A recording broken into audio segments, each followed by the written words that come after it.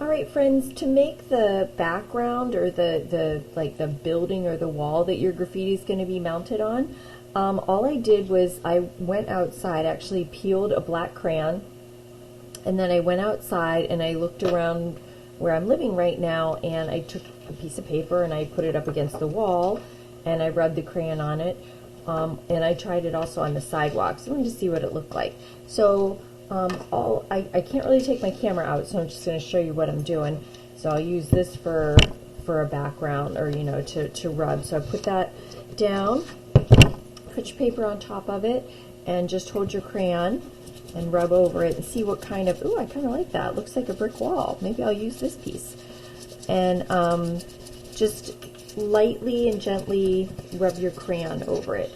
What I would do is I would take some scrap paper and test some areas before you use your final piece of paper. Like, just take some old paper and test some pieces and see what you like best. I kind of like that. But I also brought this other thing in. This is a book, but the cover is kind of has a texture on it. So I mean, what you're looking for is something that has some texture.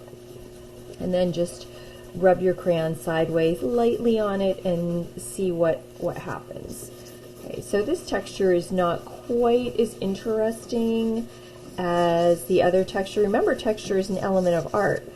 So remember, the elements of art are what artists used to put together to make their creation. So like when we did this graffiti piece, we used the element of color.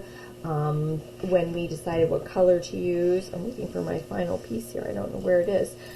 We used the element of line when we drew our letters. We used the element of shape when we closed up our letters with line, by connecting lines. So I have quite a few choices here, and so what I'll do is look at my choices and decide which one I want to use for my background. So again, all you need to do is peel a black crayon and take your piece of paper and lay it on something and rub it to get an interesting texture.